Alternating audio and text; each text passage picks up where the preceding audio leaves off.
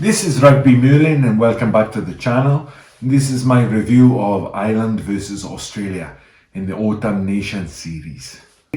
In terms of selection, not much change from Australia. Valentini, who very disappointed he didn't get a shout out for Player of the Year. Yeah, he's in the side and I'm expecting him to have a big game.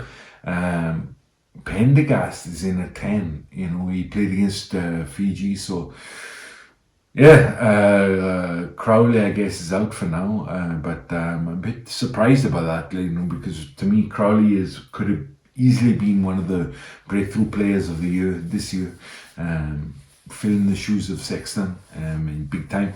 But yeah, Keenan is back at 15 after his sojourn in Sevens rugby, so he's got his place back. You know, he's lucky if you ask me, but there you go. And Keenan does prove his worth and he goes very close early on. He's just kind of held back, and then Ireland recycle the ball, but Bealham, who didn't have the greatest game, I think probably it's his braids. Like, I thought it was a phase he was going through, but it seems like no, he's sticking with it. But he didn't have the greatest of games. He's a good player, but he needs to switch on a little bit. He tried to make up for it later in the match, but it didn't really work out for him. Big Joe McCarthy, who worked well. He's a good workhorse. I'll give him that. He does well to survive a yellow card kind of debatable decision, and but anyway, Australia take the lead 3-0. Ireland are defending their line very physically and they're looking good, but already you can see that Australia they just have those X-factor players, and they're just busting to break out and do something. But for the time being, Ireland hold out, and so the score remains the same. Australia look to counter-attack and they do it really well, and that's one of the real strengths. The Irish scramble defense is very good, as it has been all season. They snuffle out the attack. Pendergast with a really good tackle, and then it goes out to eventually Jorgensen on the wing, the 20-year-old, and he finishes it off. So it is the first try for Australia, and Ireland are really going to have to look at themselves now, because they're already 10-0 down. There are a couple of yellow card kind of claims early in the first half, and I think they're pretty valid. Actually, it was a head contact, and then Valentini, with one of my personal favourites, he shoots a forearm into the neck of the attacking player, the tackling player, and yeah. But the referee is, I really feel like the refs have been told to let the game go. Maybe a little bit too much in this instance, because it was definitely worthy of a yellow, I think. But hey, I'm all for keeping 15 men on the pitch. So Valentini escapes, and he had another great game as well. Ireland do actually put some phases together, and they keep it tight. And when they kept it tight, they looked much stronger than the Australians. But yeah, I think they are addicted to that free-flowing style that they made so famous. But it's not serving them that well, I think, recently. But they kept it tight, and Van der Fleer gets over for a pretty simple try, actually. And now it's 5-10 to the Australians. Ireland do pile on the pressure as we approach the halftime whistle, but Australia really do look dangerous on the counter-attack, and you're worried every time Ireland make a mistake that that Australia are going to capitalize and kind of make something happen. They do get a penalty, and they make it 13-5 in their favour, and that's the way it goes into the second half whistle. So the halftime summary, I would say that Australia do look very dangerous on the counter-attack, and Ireland, on the other hand, they need to realize that they're in like a real test match, like, you know, so they have to stop playing like that. They have to start kicking for territory.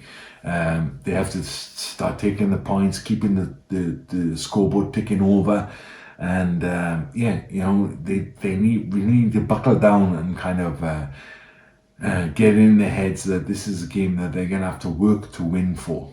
As the second half kicks off, picks up where they left off, really, you know, great intent from both sides.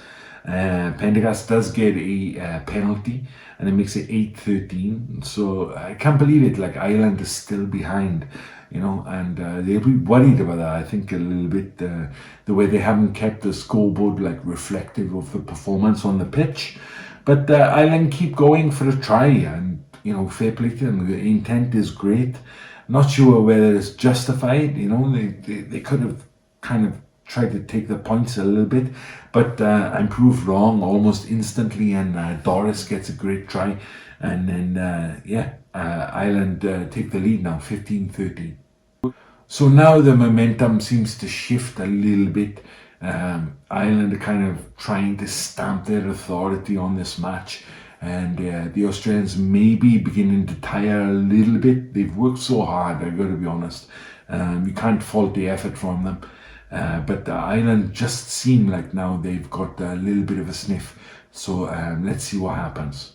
Just as I think Ireland are getting a little bit of momentum, they bring on the subs, and that kind of nullifies any kind of forward momentum the Irish had. You know, the players who came on are great. Crowley in particular, I think, yeah, he's the number one, I think, for Ireland. But anyway, it does result in Australia getting a penalty back. Lolesio, who, you know, after a shaky start to his international career, I would say, is really become one of the first choice players on the team sheet, I think. He really looked the part today, and you know, I think he's playing really well. So Ireland chasing the game, and Australia are tiring a little bit, but they're holding out.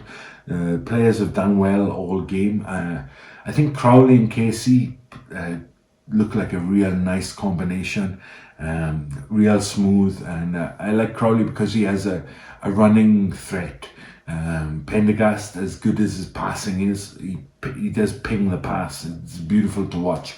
But Crowley has that added option of actually taking it on himself, which you didn't see Pendergast do. Maybe it's like his youth and inexperience, but yeah, Crowley and Casey do look really good, monster halfbacks. But yeah, Ireland do take the lead eventually, and they get a try.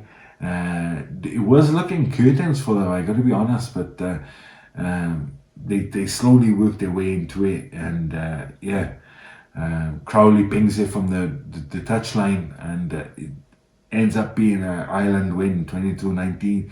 And you got to remember, this is Farrell's last game in charge before he takes control of the Lions, and the Lions go to Australia. So it was quite a significant game because of the meta, the wider consequences around the game. But yeah, it was pretty good. I think Ireland, again, they need to kind of reinvent their attack, because as it is, it's very easy to read. There are not enough people trying to make the hard yards.